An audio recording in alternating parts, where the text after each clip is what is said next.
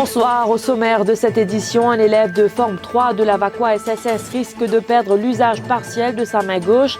Des élèves de la même classe que lui l'ont projeté sur une porte vitrée et l'adolescent a eu 4 doigts sectionnés. Accident de la route ce matin à Vallée-Piteux. Un homme a eu ses pieds écrasés par un autobus. Il a subi une intervention cet après-midi et risque de perdre l'usage de son pied.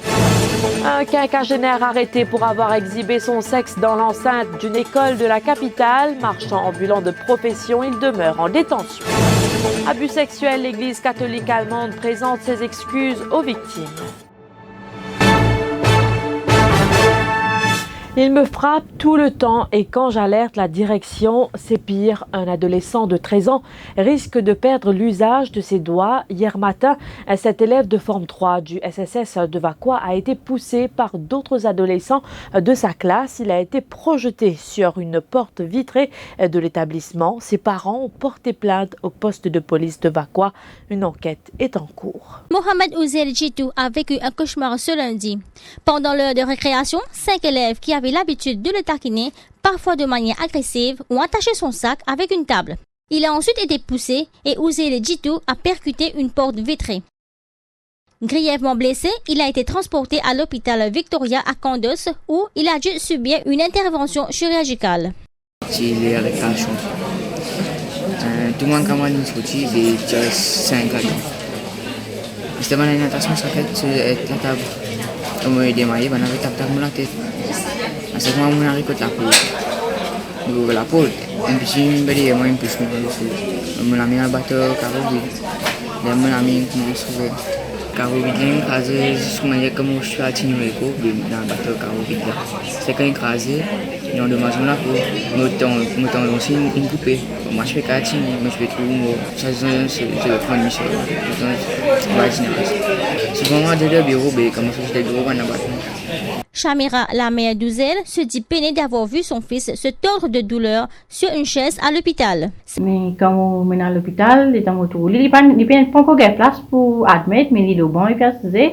Mais évidemment, pas facile, il peut mauvais souffrir, mais il n'est pas connu qui peut arriver après là. Sa sœur Zafira dénonce le fait que son frère ait dû attendre longtemps avant de recevoir des soins. Le docteur me dit les pieds me opérer le plus vite possible. C'est mon intendant qui peut faire l'opération. Je peux dire soi-disant il n'est pas libre. Avant 11 heures, il rentre à l'hôpital. Quand je parle du docteur là, le docteur me dit c'était lui qui est capable de faire. Je me disais ajuster les doigts là. Est-ce qu'il y a un enfant qui apprend la main comme ça 6 et 4 heures dedans? 4 heures qui bouge la salle, et j'ai envie de pas faire non. Là moi j'ai c'était les pour opérer ça ce cocaïne qui je mettais là dans la main là, les poutines ça c'était. J'ai moi non mais quand il finit si il peut gagner douleur, j'ai nous donner un calmant. Moi j'ai comme moi pas assisé, j'ai moi ben redonner place dans hall là m'a assisé. Moi j'ai peine trop là, ça fait qu'à mettre les car relax enfants là aussi. J'ai moi non peine non madame. Les proches d'Ouzel Djitou ont alerté le ministère de l'Éducation. Une réunion de médiation sera organisée avec la direction de la SSS de Vaqua. Mama de Séni se trouve toujours à l'unité des soins intensifs de l'hôpital Djitou, victime d'un grave accident de la route ce matin. Cet habitant de Vallée-Piteux a eu les jambes écrasées par un autobus qui empruntait un virage dans la région. La victime s'asseyait sur une main courante quand l'accident s'est produit et cet après-midi, il a subi une intervention chirurgicale.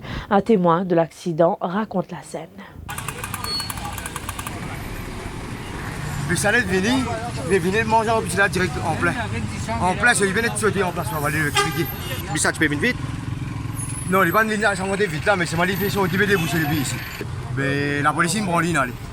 Nous lui donne un coup de main pour les monsieur là, c'est pas et la police vient. Dans son là qui n'arrive Dans son là, c'est lui vient de sauter, frère. Quand il avait la police, il vient de virer net.